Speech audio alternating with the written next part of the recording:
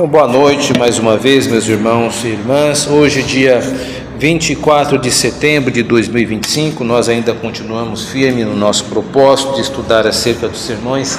Nós sempre procuramos trazer às quartas-feiras, temos feito este ano, trazer nas quartas-feiras alguns sermões de pregadores presbiterianos ilustres, muitos deles famosos, alguns já dormem no Senhor, como o R.C. Sproul, que tem inclusive o Liborte, se eu não me engano, que é um site onde a maior parte do material que eu estou trabalhando pode ser encontrado.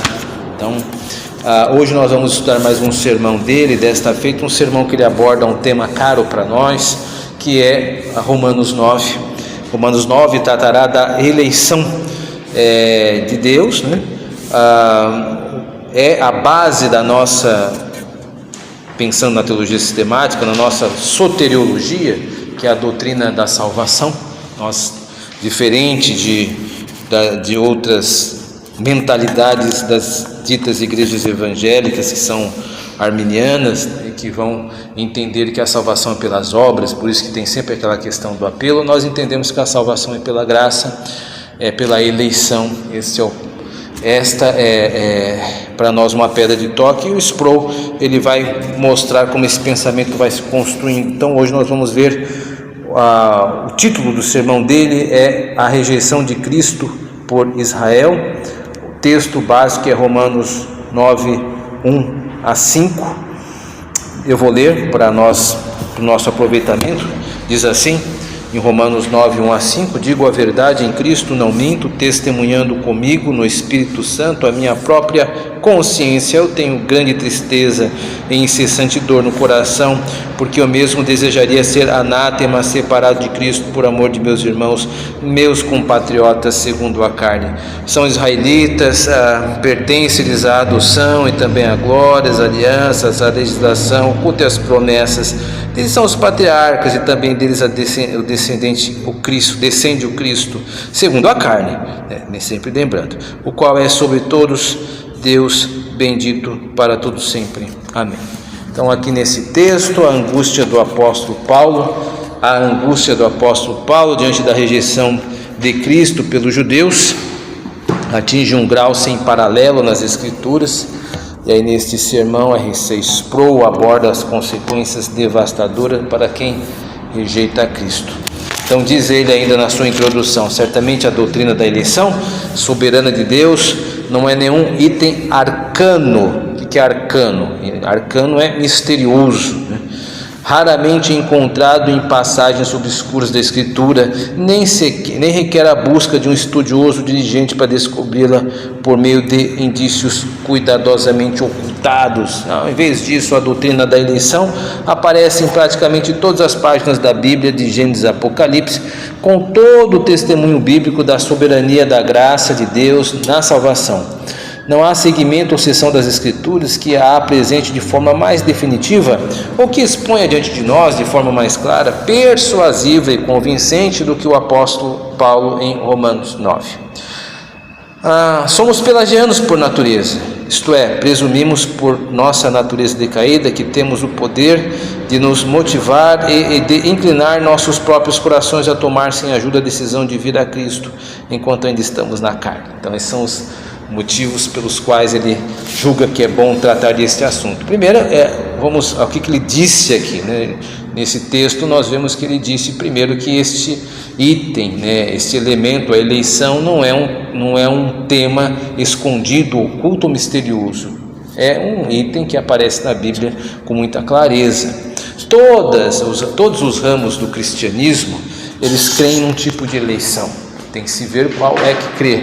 Mesmo aqueles que não participam do nosso entendimento, mais atrelado ao que se entende por calvinismo, eles terão também um entendimento de eleição.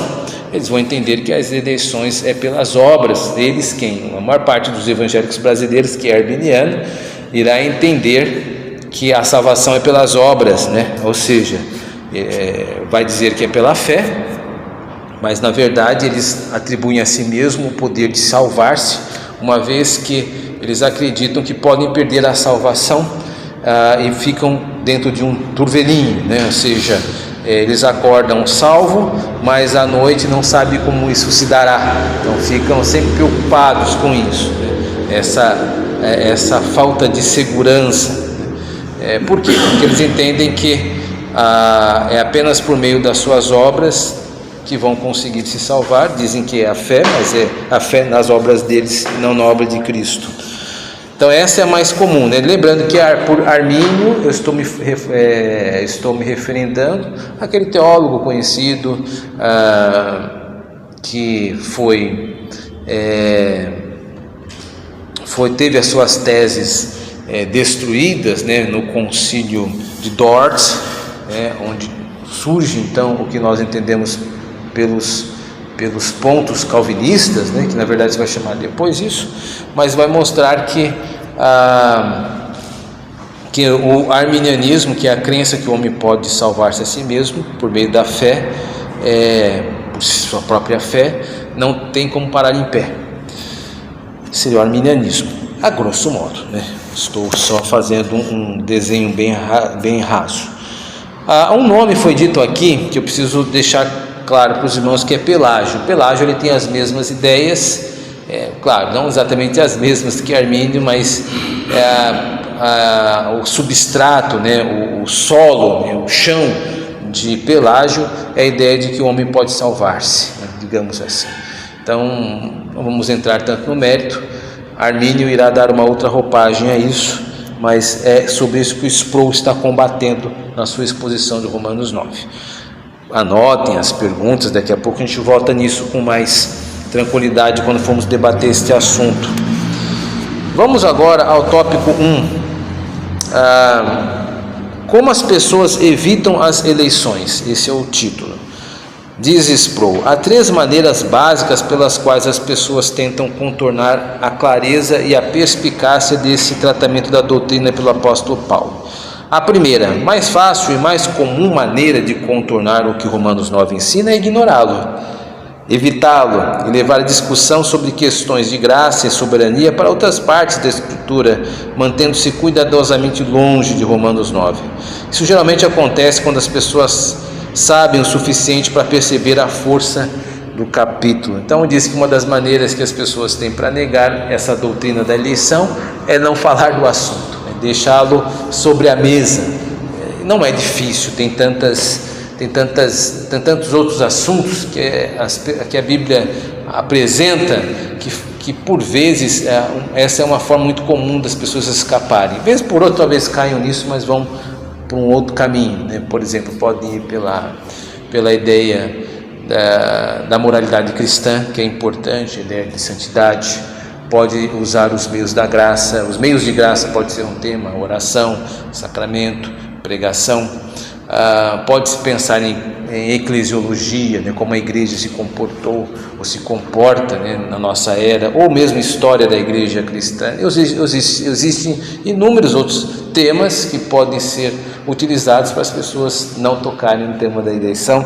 Ele está dizendo que uma das maneiras então que evitam tratar disso é simplesmente não falar, é ignorar.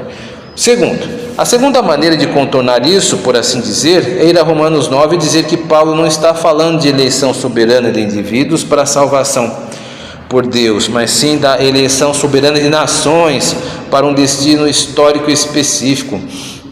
Em particular, dirão que Paulo está falando da eleição de Israel em contraste com a Síria, Babilônia, Grécia, Roma ou qualquer outra nação da antiguidade. Nesse entendimento, a graça da qual o apóstolo está falando não é a graça salvadora, mas sim a graça das promessas, de benefícios terrenos, que incluíam a herança de um imóvel que ainda hoje é contestada com muita violência, que se faz referência da terra. Vejam, meus irmãos, o que está sendo colocado aqui? Uma segunda forma das pessoas evitarem falar da eleição é pegar os termos bíblicos e dilatá-los, né? Não tratar como eles estão sendo apresentados naquele texto, ou como alguns chamam naquela perícope, naquele recorte. Então, pega-se o tema eleição e começa a colocar outro conteúdo dentro deles. Vou dar um exemplo. Alguns recorrem a isso. Olha, a igreja é como um barco, a igreja está eleita, se você estiver no barco você vai, se você estiver fora do barco você fica. É isso que se trata de eleição. Isso é uma falácia, isso é um argumento enganoso, né? Pessoas são eleitas, a igreja são pessoas, não uma instituição que vai para a salvação. Esse recurso não cabe, né? Estamos falando de indivíduos, pessoas que têm os seus nomes inscritos no reino dos céus, não são o nome de um bloco anônimo, né? Então alguns recorrem à metáfora do barco, parece bonita, mas é uma metáfora enganosa, não funciona. Mas a Bíblia não fala da igreja enquanto comunidade das pessoas de uma região? Sim, fala, mas quando ela fala, isso está claro. Vamos dar um exemplo.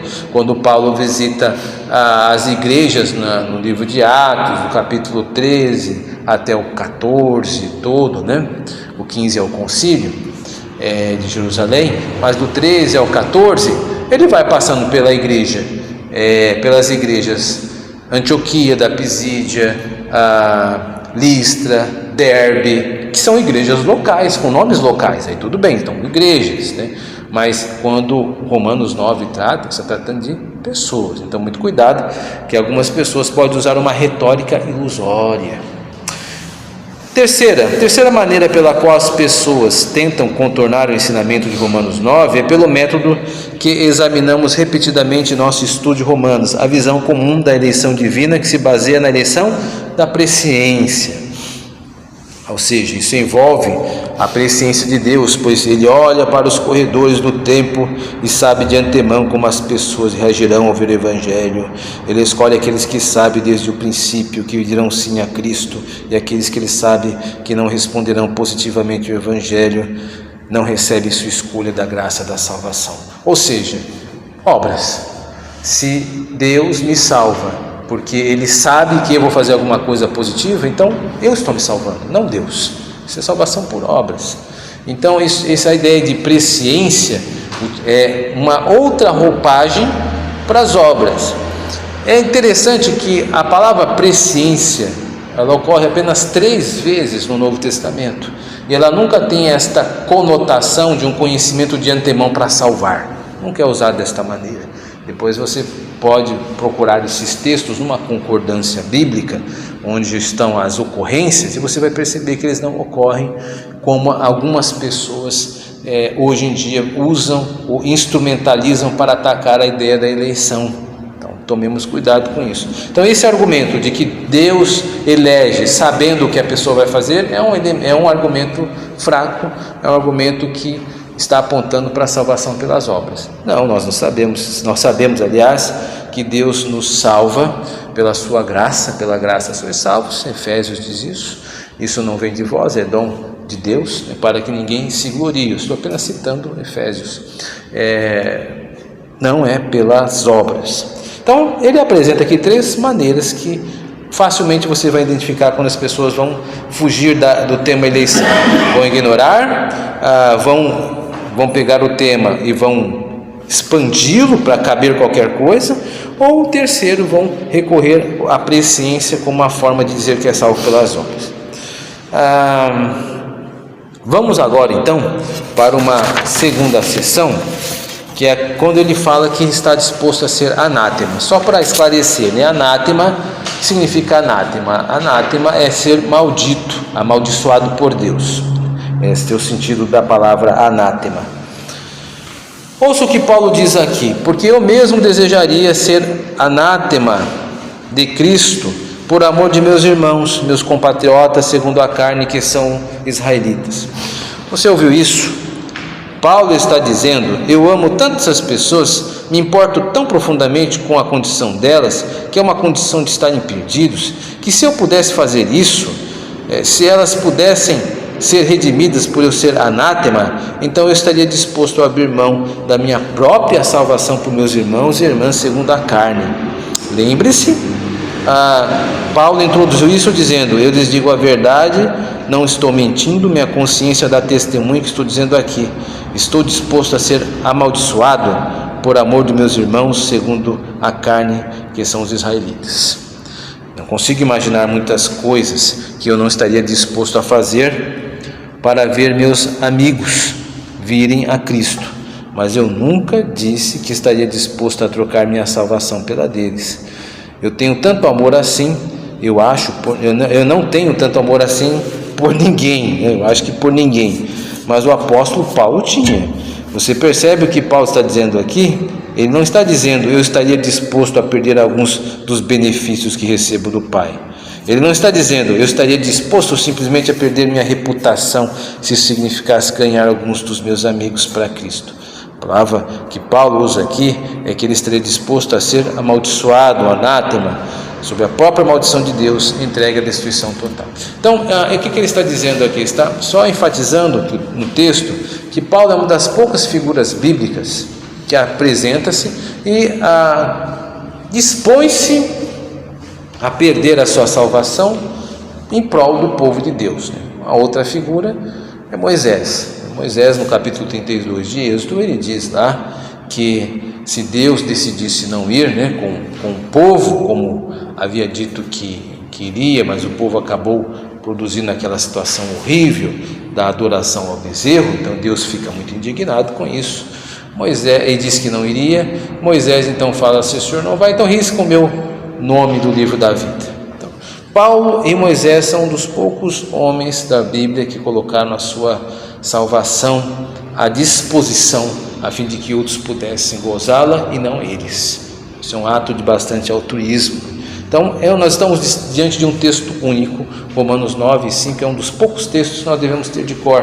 Poucos textos, devemos ter mais possíveis, mas é um dos bons textos que devemos ter de cor dentro dessa situação. Terceiro e último, o que pertence a Israel? Não podemos perder de vista o significado da linguagem de Paulo quando fala de seus parentes, catasarca. O que é catasarca? É segundo a carne. Cata, segundo, sarca, carne. Seus parentes segundo a carne. O apóstolo tinha dois grupos distintos de parentes. Primeiro, ele tinha seus parentes naturais e segundo, seus parentes sobrenaturais. O parentesco sobrenatural que ele desfrutava era a irmandade de todos que estão em Cristo. Lembre-se, o capítulo 9 segue o capítulo 8 e o cerne da discussão no capítulo 8 estava na exposição de Paulo da gloriosa obra de Cristo em garantir para nós a nossa adoção na família de Deus. Paulo foi comissionado para ser o apóstolo dos gentios, e todo gentil que veio a Cristo e se converteu era parente do apóstolo Paulo segundo o Espírito. Essa pessoa era um irmão ou irmã espiritual de Paulo, participando da adoção que Deus havia realizado. Mas agora ele está falando de seus parentes originais, seus irmãos de sangue, sua nação, seus parentes segundo a carne, que são os israelitas. Então, muito bacana ele fazer essa distinção.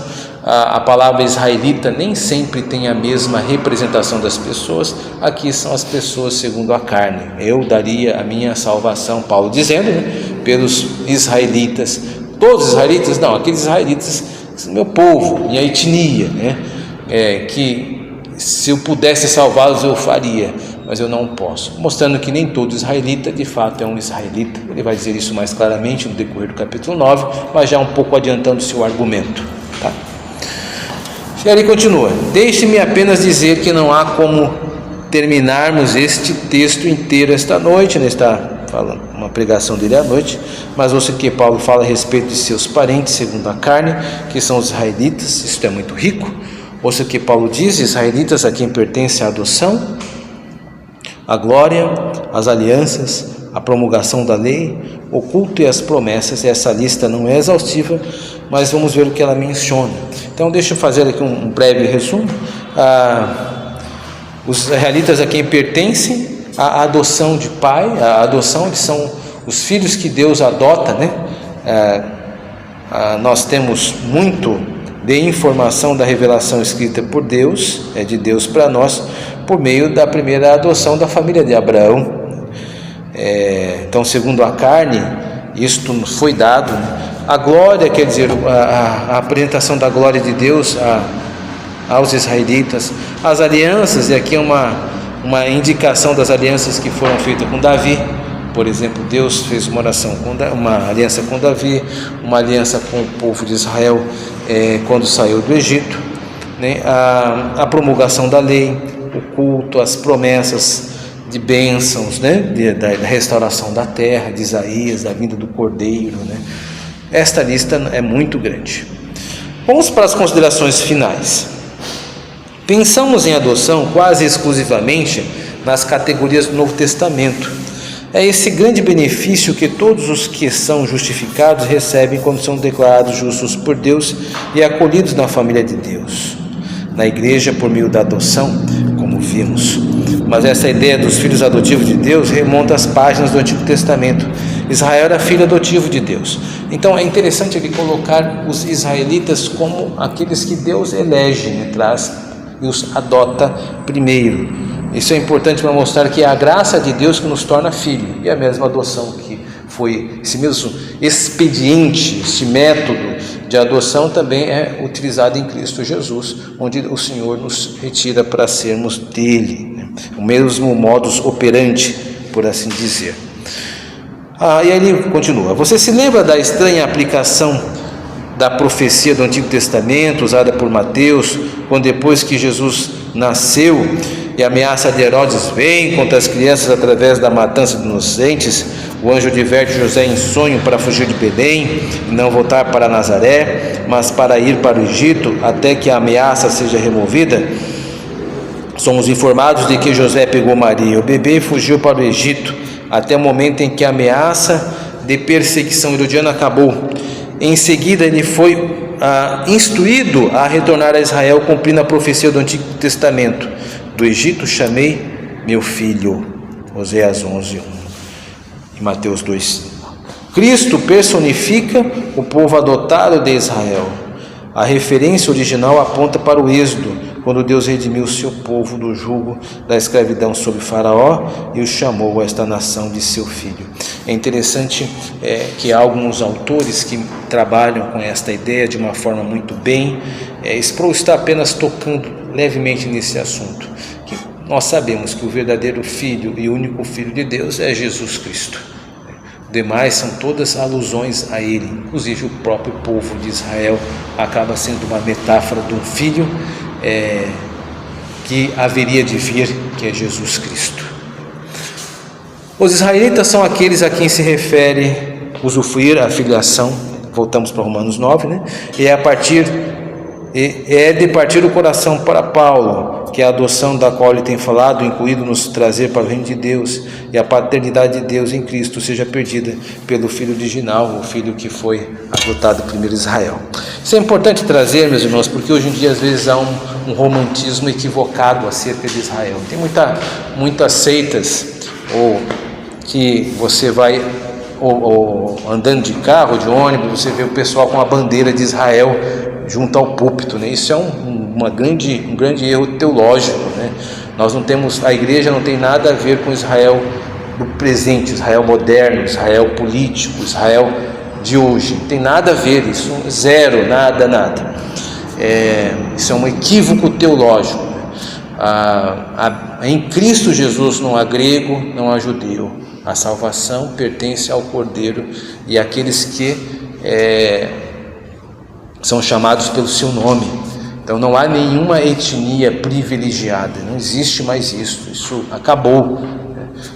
Quando ocorre o derramar do Espírito Santo, no capítulo 2, em Jerusalém, eu faço coro com um autor interessantíssimo, bastante produtivo nessa área, que é o Sinclair Ferguson, no seu livro Espírito Santo, onde ele vai usar um termo muito feliz chamado a internacionalização da salvação. Ou seja, quando o Espírito Santo é derramado, manifestação de que Jesus foi entronizado, porque em João 7,39 Jesus diz: quando eu for glorificado, então mandarei o Espírito Santo, e ele o faz, e é derramado em todos aqueles que creem. Pedro se levanta naquela Jerusalém, diante de mais de 3.000 pessoas, que estão então deslumbradas com aquilo que está acontecendo, e diz: o que nós devemos fazer? E todas aquelas milhares de pessoas eram israelitas, eram judeus da carne, e aquilo que Pedro diz a esse grupo de pessoas é o que Jesus diz a todos nós: arrependei-vos, arrependei-vos dos vossos pecados e crede no Senhor Jesus Cristo. Esse é o caminho para o judeu, para o australiano, para o escocês, para o japonês. Não há outro caminho senão a Jesus Cristo. Pensar que os israelitas de hoje refletem em alguma maneira, o povo de Deus é um grande equívoco. A igreja é o povo de Deus. Que Deus nos ajude. Amém.